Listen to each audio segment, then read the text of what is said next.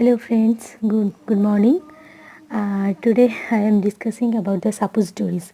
Suppositories is a very important dosage form. It is a one type of semi-solid dosage form, and this type of suppository is inserted into our body cavities, just like rectal, vaginal, urethral, etc. Okay, and the medicaments, that means the pure drug, it is inserted into the suppository dosage form, and suppositories are used to deliver both systematically and locally acting medications. So advantage, what is the advantages of the suppositories? This can be easily administered to the children, old person, and also unconscious patients, and these are inserted into the body cavity to produce local effect of the medicament, and these are inserted into the rectum to exert direct and rapid action of the rectum, and these are inserted into the rectum to promote the evacuation of the bowel. So this is the very important part, and suppositories are unit dosage form of drugs, and these are convenient mode of administration of drugs which irritate gastrointestinal tract and causes vomiting and destroyed in the acidic pH of the gastric juice of stomach. So this is the advantages of the suppositories, and disadvantages is the irritant drugs cannot be administered by the root, and they are not preferred by the patients. They are inconvenient, and rectal absorption of most drug is frequently and unpredictable. Some suppositories leak up expelled after the installation. This is the disadvantages part. And next, the uses of the suppositories. Actually, suppositories are particularly useful when the drug cannot be administered orally or the drug is likely to get destroy the stomach. That time it is used.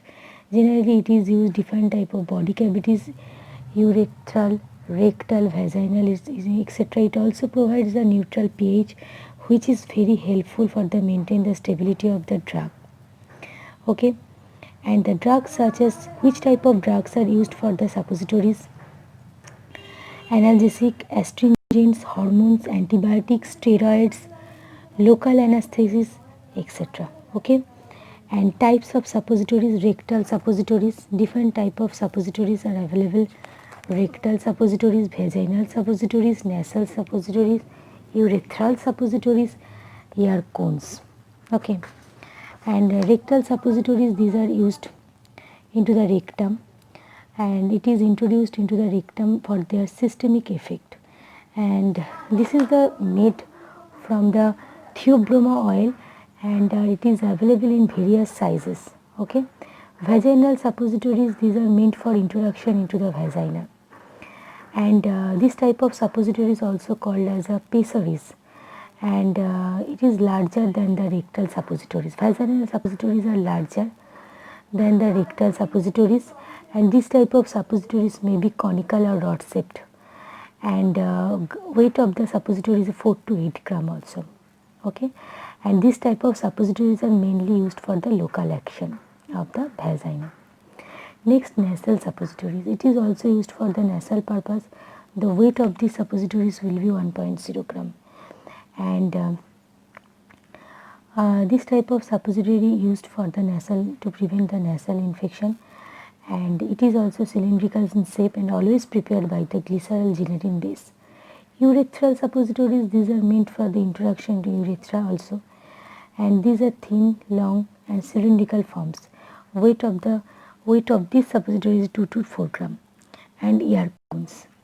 This type of suppository is inserted into the ear also, and nowadays these are rarely used. These suppositories are thin, long and cylindrical shape, weight about 1 gram, and ear cones are usually prepared with the theobroma oil. Okay, this is the type of suppositories.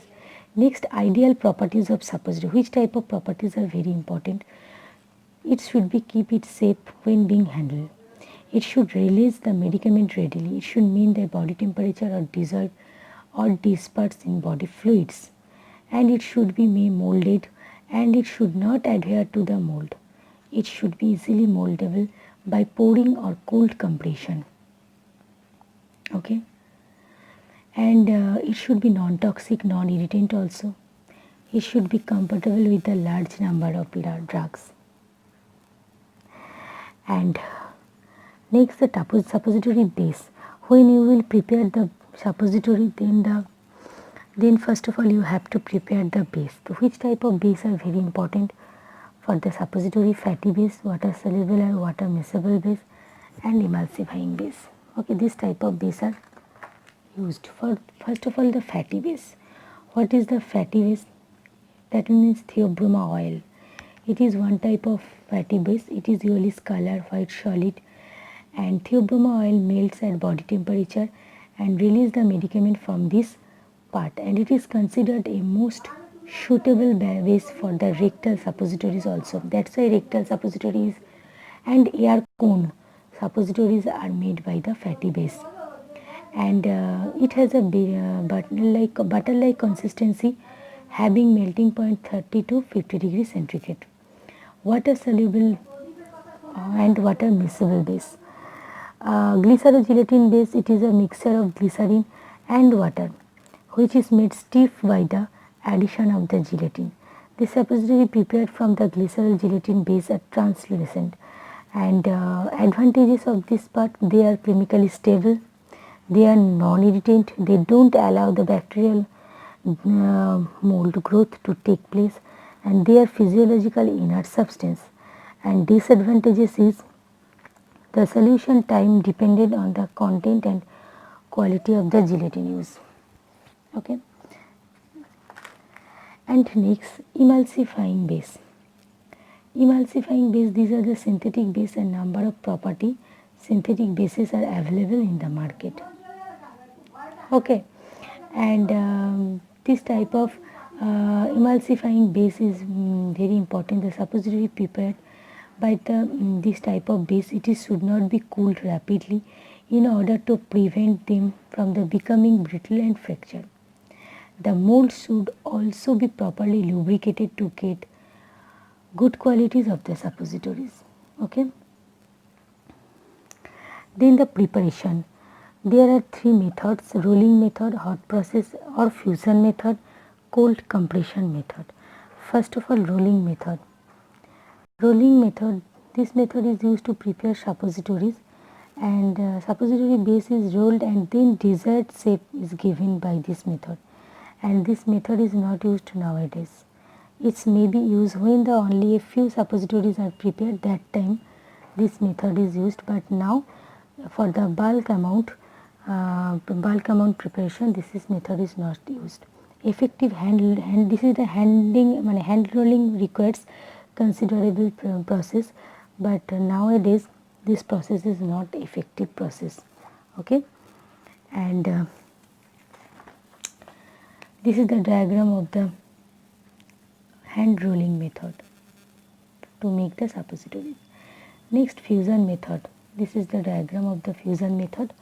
It involves first melting the suppository base and then dispersion the drug in the melted base, and the mixture is removed from the heat and poured into the suppository mold. Okay, when the mixture has concreted and suppository removed from the mold, the fusion method can be used with all type of suppositories and must be used with the most of them. This is the one type of mold, and according the size of the mold, the suppository is created their shapes, and their shape size depends on the mold size and shape also. First of all, suppository, you have to prepare the suppository, and then suppository by heating process, and after that it should be cooled, and after cooling then the total process is done by this fusion method. And actually when you place the suppository semi-solid dosage form into this mold, then this total molds you have to placed into the fridge or refrigerator for the cooling purpose. After cooled, the mold is opened, and you can easily remove the suppository from this mold. Okay, and then you can easily see the shape and size already is created of the suppository, and it totally depends on the suppository mold. Okay. And this is the cold compression method, and this is the diagram of the cold compression method. The medicament is incorporated in it and fill the lubricated mold. On cooling, suppositories are formed which are removed from the suppository mold. The method requires that the capacity of the molds first be determined by the compressing small amount of the base into the dies and win the finished suppositories. When active ingredients are added, it is necessary to omit portion of the suppository based on the density factor of the active ingredients. Okay. Next, the evaluation test of the suppositories. After preparation formulation of the suppository, which type of evaluation you have to check? Particle versus weight variation, content uniformity, hardness test, disintegration test, dissolution test, macromelting range test. This type of evaluation is very important. So first of all, the weight variation. All suppositories were weighted and average weight was calculated. Then the all suppositories are individually weighed and variation from the average was calculated. Then hardness test, obviously you have to check the hardness, and disintegration means already I told that the breakdown when the this type of dosage form inserted into our body cavity, then the dosage form should be breakdown and drug should be released from this dosage form. So that is called the disintegration test. And next, macromelting range test. For the macromelting range test, the formulation was filled about 1 centimeter height and the capillary tubes of the 10 centimeter length and dipped into a beaker water, and the temperature was raised slowly, and the temperature which the mass liquefies was recorded. This is the evaluation test of the macro melting range, which temperature the product will be melted, that will be calculated or recorded to you. And dissolution test means the in vitro dissolution test. This is the suppositories of in vitro dissolution test carried out in USP tablet dissolution test apparatus, and here the type, this is called the type 1 USP dissolution test apparatus, and condition will be 100 rpm rotation and 500 ml of phosphate buffer which has a pH 7.4 at 37 degrees centigrade as a dissolution medium, and one suppository was used in test. Okay. Next, packaging and storage. After evaluation, the suppositories are usually packed in shallow partitioned curved beam box which can hold them in upright position, and many commercial suppositories are packed separately in aluminum foil or PVC, polyethylene strip, and glycero gelatin suppositories are often packed in tightly that screw glass containers. Okay. Nowadays, suppositories are directly molded into the primarily packaging made of plastic materials or aluminum foils, and the molds should be sealed. Excess is trimmed off and finally packed in cartons. Okay, the suppositories are required to be stored in a cold place so that they can retain their shape at the room temperature.